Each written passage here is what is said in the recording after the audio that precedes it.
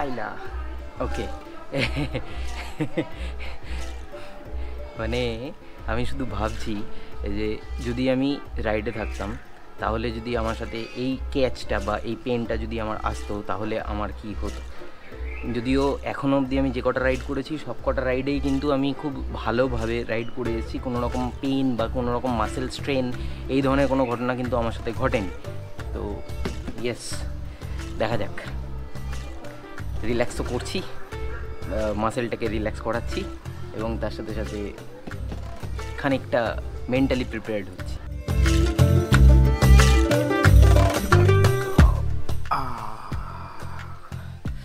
গত বলছি দাঁড়াও এক সেকেন্ড। একটা সময় ছিল যখন খুব এক্সারসাইজ করতে ভালোবাসতাম এবং আমি পছন্দও করতাম এবং এক্সারসাইজটা করতাম রেগুলার বেসিসে।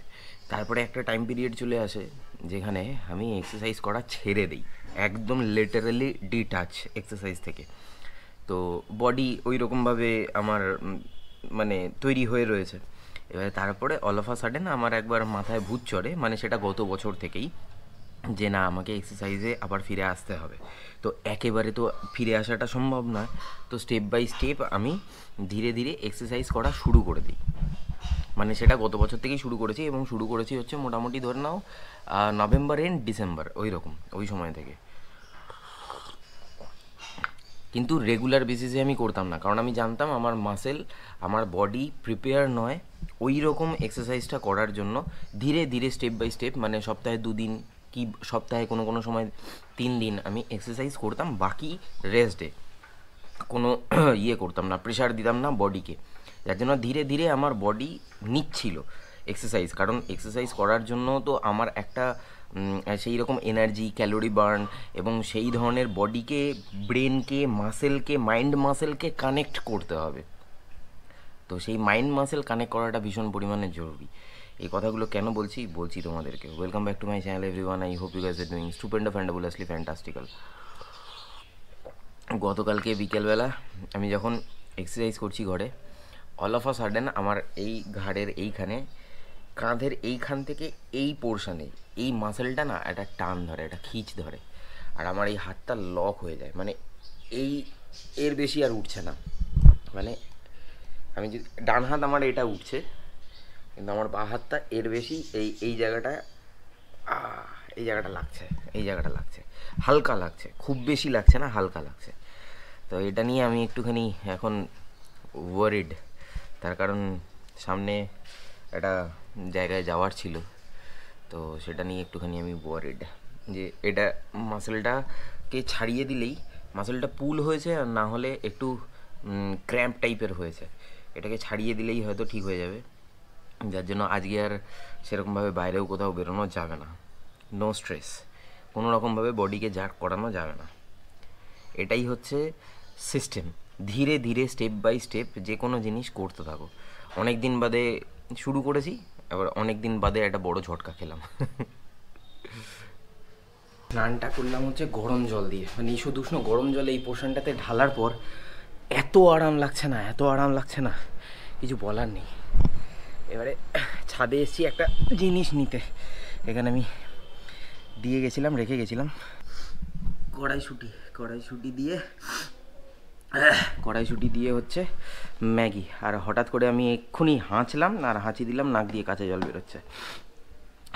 একটা গুড নিউজ আছে, মায়ের পা মোটামুটি ঠিকের দিকে বলতে পারি, তো ঠিকের দিকে বলতে পারি, পুরোপুরি ঠিক হয়নি সেটা বলছি না, এই তো শুকিয়েছে কিন্তু ব্যথা কমেনি।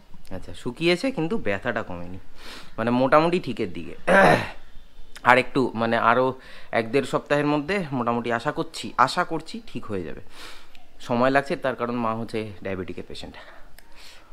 এখনকার ওয়েদার এত মানে প্রবলেমেটিক হয়েছে, মানে সকালবেলা রীতিমতো গরম লাগে, মানে এত গরম লাগে সকালবেলা, রীতিমতো গরম লাগে।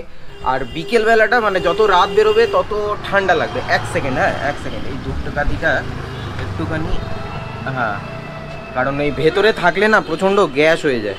আর আমি বাইক নিয়েই এসেছি এখানে, দেখতেই পাচ্ছ এইখানে আমার বেবি লাভ। এবারে বিষয়টা হচ্ছে এমন পরিস্থিতি, এমন একটা মানে ওয়েদার হয়ে রয়েছে খুবই বিচ্ছিরি এখন, মানে লিটারালি আমি ঘামছিলাম। তোমরা আগে শটটাতেই হয়তো দেখেছো আমার কপালের এদিকে ঘাম রয়েছে, আর রাত্রিবেলা হলেই ঠান্ডা লাগছে, মানে খুব খুব খারাপ ওয়েদার হয়ে রয়েছে। আর এটাতেই সব থেকে বেশি ঠান্ডা গরমটা লাগে এবং সেখান থেকে জ্বর তৈরি হয় এবং সেখান থেকে আরও অনেক কিছু জিনিসপত্র হয়ে যায় শরীরের দিক থেকে আর কি। তো এখন মোটামুটি আমার পেন বলো বা স্প্রেন যাই হোক না কেন, সেই জিনিসটা আপাতত ঠিক আছে। আপাতত রেস্ট দিচ্ছি আমি, যত আমি রেস্ট দেব তত মানে তাড়াতাড়ি হিল হবে। আর বিষয়টা হচ্ছে যখনই মানে কোনো সিচুয়েশন, মানে এটা কি বলো তো, মানে যখন দেখছো জ্যাম হয়ে গেছে, হ্যাঁ, তখন গিয়ার ডাউন করো, ডাউন করে স্লো হয়ে যাও।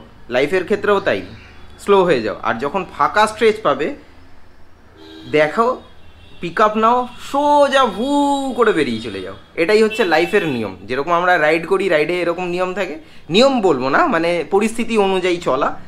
লাইফেরও ঠিক সেরকমভাবে পরিস্থিতি অনুযায়ী চলা। যখনই পরিস্থিতি আসবে acceleration. As a content creator ইউটিউবে যে এখন জিনিসটা চলছে, মানে যে সিনটা ক্রিয়েট হয়ে রয়েছে, সেই জিনিসটা সম্বন্ধে মানে আমার বলতেও খুব খারাপ লাগছে। বাট আমার যতটুকুনি মনে হয়, আমার নাম্বার অফ সাবস্ক্রাইবার খুবই কম, কিন্তু তবুও যারা যারা আমাকে দেখে তাদের কাছে আমার এই মেসেজটা পৌঁছানোটা দরকার। দ্যাটস ওয়াই আমি এখন এই জিনিসটা আমি বলতে চলেছি। দেখো, রণবীর এবং সামার রায়না যারা রয়েছে, ওরা অনেক বড়, মানে ইন্ডিয়ার মধ্যে বিগেস্ট কন্টেন্ট ক্রিয়েটার। ওরা অনেক দিন ধরে মানে ইউটিউব ইন্ডাস্ট্রিতে এই ধরনের জায়গায় কাজ করে যাচ্ছে এবং অনেক রকমের কাজ করেছে, অনেক রকমের কন্ট্রোভার্সি হয়েছে, তারা হ্যান্ডেল করেছে। বাট একটা জিনিস আমার যেটা ব্যক্তিগতভাবে মনে হয়, দুজনেই আমার থেকে বয়সে ছোট। রণবীর কত হবে? রণবীর মোটামুটি ওই 4-5 বছরের ছোট। সামার রায়না আমার থেকে 8-9 বছরের ছোট। হ্যাঁ, মানে আমি সামার রায়নার ওই এপিসোডটা দেখলাম যেখানে কেবিসিতে গেছে, গিয়ে অমিতাভ বচ্চনের সাথে কনভারসেশন হচ্ছে এবং কিভাবে মানে কি টোনে এবং কি পিচে এবং কীরকমভাবে সে অমিতাভ বচ্চনের সাথে কথা বলছে। হ্যাঁ, আমি জানি ও সার্কাস্টিক্যালি কথা বলে এবং কমেডি ক্রিয়েট করে। দেখো, কমেডি মানে কি, হাস্য কৌতুক, হাস্য রস, এটাও কিন্তু একটা অনেক বড় শিল্প। কিন্তু কতটা আমি সেই শিল্প, মানে কতটা আমি সেই শিল্পী সত্তাটাকে আমি বাইরে নিয়ে আসবো এবং কার সামনে কিভাবে নিয়ে আসবো, সেটা কিন্তু সম্পূর্ণ আমার ওপরেই বর্তায়। তো একজন অভিনেতা, একজন এত বড় মাপের অভিনেতা, তার সঙ্গে বলছে যে হ্যাঁ মানে সার্কেল আর এই সমস্ত, দুটোর মধ্যে আপনার আর সার্কেলের মধ্যে কি জিনিসপত্র নেই, সেটা বলছে রেখা নেই, এরকম মানে ডিরেক্ট বলছে। আর সেখানে অমিতাভ বচ্চনের মতো একজন এত বড় একজন ইন্ডাস্ট্রির একজন অভিনেতা, তিনি কত সুন্দর কাম অ্যান্ড কম্পোজভাবে জিনিসটাকে হ্যান্ডেল করছে। এবং সবার লাস্টে একটা জায়গায় আমি ছোট্ট একটা ক্লিপ দেখেছিলাম, অমিতাভ বচ্চন পর্যন্ত বলছে যে ইসি বাত কা তো পয়সে লেতে। ব্যাপারটা বোঝার চেষ্টা করো যে এই জিনিসটা কিন্তু ভাইসে ভার্সা, মানে পাবলিককে এন্টারটেনমেন্ট দেওয়া হচ্ছে, মানে এন্টারটেনমেন্ট তারা বিক্রি করছে আর তার সাথে সাথে সেটা থেকে রেভিনিউ কামাচ্ছে। কিন্তু রণবীরের ক্ষেত্রে যে জিনিসটা হয়েছে, যে মানে ওখানে ডার্ক কমেডি হয়, প্রচণ্ড পরিমাণে ডার্ক কমেডি, যেটা আমার ব্যক্তিগতভাবে খুব একটা ভালো লাগে না। আর আমি এই সমস্ত জায়গা থেকে বহু দিন আগে আমি এখান থেকে বেরিয়ে চলে এসেছি। কাজে আমার এখন এই মুহূর্তে আমার যা পার্সোনালিটি হয়ে রয়েছে বা আমি যেরকম স্টেট অফ মাইন্ডে থাকি, আমার সাথে বা আমার সামনাসামনি কেউ যদি এই ধরনের টপিকে, এইরকম টপিকে, এইরকম নেস নিয়ে, মানে পাতি বাংলায় যাকে বলে র্যাচা, হ্যাঁ, এই র্যাচামো করতে থাকে, আমি সেখান থেকে সরিয়ে নিয়ে আসি নিজেকে। তার কারণ আমি জানি এই জিনিসটা আমার মাইন্ডকে ইনফেক্ট করবে, and that is the biggest poison in our country, rather I should say in our world. এই পয়জনটা তুমি কতটা নেবে, কতটা এই পয়জনের থেকে তুমি নিজেকে দূরে সরিয়ে রাখবে, সম্পূর্ণ কিন্তু তোমার হাতে রয়েছে। তো ইউথের ওপরে প্রচণ্ড পরিমাণে এই জিনিসটা একটা ইম্প্যাক্ট ফেলে এবং একটা সময়ের পরে গিয়ে মানে বলবে হ্যাঁ ইট ইজ ন্যাচারাল। মানে তুমি কি বিষয় নিয়ে যোগ করছো, সেটা যদি তুমি এই বিষয়টাকে তুমি মনে করো যে হ্যাঁ দিস ইজ ন্যাচারাল, তাহলে তো সেটা তো ঠিক না, তাহলে তো অনেক কিছু জিনিসই ঠিক না এই বিষয়ে কথা বলা যেতে পারে। আমাদের ওয়েস্ট বেঙ্গলেও রিসেন্টলি একটা মানে একজন কন্টেন্ট ক্রিয়েটার আরেকজন কন্টেন্ট ক্রিয়েটারকে নিয়ে কথা বলেছে এবং সেটা নিয়েও একটা জিনিসপত্র হয়েছে। তো এই সমস্ত জিনিসপত্র না করে আমার মনে হয় নিজের কাজে নিজে তুমি যেই জায়গাটা দেখাতে চাইছো সেই জিনিসটা পোট্রে করো এবং নিজে শান্তভাবে ঠান্ডা মাথায় সঠিকভাবে ধীরে সুস্থে নিজের কাজ করতে থাকো। ব্যাস এইটুকুনি বলার ছিল। আশা করি সমস্ত রকমভাবে যারা দেখছো তাদেরকেও আমি বোঝাতে পেরেছি, আর তার সাথে সাথে কিছু কন্টেন্ট ক্রিয়েটারের জন্য মেসেজ ছিল, কারণ বুদ্ধিমানের জন্য ইশারাই যথেষ্ট। আর তোমরা তোমাদের বক্তব্য কিন্তু পুরোপুরি কমেন্ট বক্সে কমেন্ট করে জানাতে পারো। আমি যদি কোনো কিছু ভুল বলে থাকি তাহলে সেই জিনিসটাও বলো, আর যদি আমার কথাটাকে তোমরা সহমত জানাও, তোমাদের যদি কোনো পয়েন্ট অফ ভিউ থাকে সেই জিনিসটাও কিন্তু রেখো কমেন্ট বক্সে। তাহলে যারা পড়বে তাদের জন্য কিন্তু অনেকটাই ক্লিয়ার আউট হবে জিনিসটা। আর একদম একটা পাতি কথা বলবো, সবাই বলবে যে দাদা ওখানে ওটা পুরোপুরি ব্যবসা চলছে। হ্যাঁ, অবশ্যই ব্যবসা চলছে। ব্যবসায়ী কিন্তু অনেক রকমের হয়। আমাদের দেশ কিন্তু রতন টাটার মতো একজন ব্যবসায়ী দেখেছে এবং তার সাথে সাথে আম্বানির মতোও কিন্তু ব্যবসায়ী দেখেছে, আদানির মতো কিন্তু ব্যবসায়ী কিন্তু রয়েছে। এবার তোমাকে চুজ করতে হবে যে তুমি কাকে নিজের আইডিওলজিতে ফিট করাবে, তুমি কাকে নিজের আইডল মানবে, এই জিনিসটা তোমাকেই বিচার করতে হবে। যথেষ্ট বুদ্ধিমান তো তোমরা, বিচার করে নাও। আর প্লিজ একদম ফিল ফ্রি কমেন্ট বক্সে এই বিষয়টাকে নিয়ে প্লিজ কথা ওঠাও, প্লিজ কথা বলো। তাহলে আমিও বুঝতে পারবো না যে তোমরা কতজন রিলেট করতে পারছো বা আমার মতের সাথে ডিসএগ্রি করছো, সেই জিনিসটাও ক্লিয়ার আউট হয়ে যাবে। সময় হয়ে গেছে দুপুর 3টে, বাইক আমার এখানে পার্ক করে রেখে দিয়েছি। আর এদিকে আমার ডমিনার নেই। ডমিনার কোথায়? এই হচ্ছে আমার ডমিনার। ইয়েস, এইখানে হচ্ছে আমার ডমিনার। আইলা ওকে। মানে আমি শুধু ভাবছি যে যদি আমি রাইডে থাকতাম তাহলে যদি আমার সাথে এই ক্যাচটা বা এই পেনটা যদি আমার আসতো তাহলে আমার কি হতো। যদিও এখনও অবধি আমি যে কটা রাইড করেছি সব কটা রাইডেই কিন্তু আমি খুব ভালোভাবে রাইড করে এসেছি, কোনো রকম পেন বা কোনো রকম মাসেল স্ট্রেন এই ধরনের কোনো ঘটনা কিন্তু আমার সাথে ঘটেনি।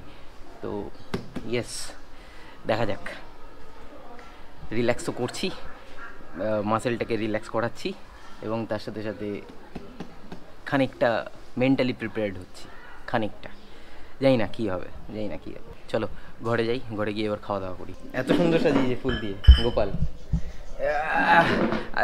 মাঘী পূর্ণিমার পুজো হচ্ছে, তাই তো? মাঘী পূর্ণিমার পুজো তো নারায়ণ পুজো বলে। নারায়ণ পুজো হচ্ছে, মা ওপরে গেছিল, সেই এসে বলছে। আর আজকে রয়েছে হচ্ছে এটা ডালিয়ার খিচুড়ি। ডালিয়ার খিচুড়ি আমার আর বাবার। তোমার খাওয়া হয়ে গেছে? না, আমি এখন খাবো না। মা একটু বাদে খাবে ডালিয়ার খিচুড়ি। এবারে একটুখানি খাওয়া দাওয়া করি। মাঘী পূর্ণিমাতে ডালিয়ার খিচুড়ি। ডালিয়া অ্যাকচুয়ালি ভীষণ প্রোটিন, মানে ডালিয়ার মধ্যে আমি যতদূর জানি খুব প্রোটিন রয়েছে, প্রোটিনের পার্সেন্টেজটা বেশি থাকে। তার সঙ্গে রয়েছে হচ্ছে বেগুন ভাজা আর হচ্ছে অল্প ঘি দিয়ে দাও। ঘি দিলে তো আরও বেশি ভালো লাগবে না খেতে। আর এদিকে ইন্ডিয়ার খেলা হচ্ছে, এখানে ইন্ডিয়ার খেলা। একটু দাও ছেলেকে, এইটুকুনি নিয়েছে। আস্তে আস্তে আস্তে, মাথা খারাপ করে দেবে। 6 লাভলি শট। ওকে আর একটু দিতে হবে। ঠিক আছে, হয়ে গেছে, যথেষ্ট, যা আছে যথেষ্ট। এবারে ঘি দিয়ে ভালো করে মেখে বাবাকে দাও ঘি দিয়ে মাখা। আর হচ্ছে ডালিয়ার খিচুড়ি একটুখানি।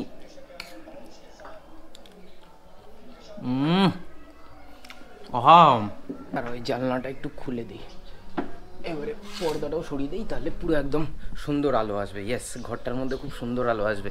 আর জানলা দিয়ে ওই দিক দিয়ে ওখান দিয়ে সূর্য দেখা যায় ওইখান থেকে।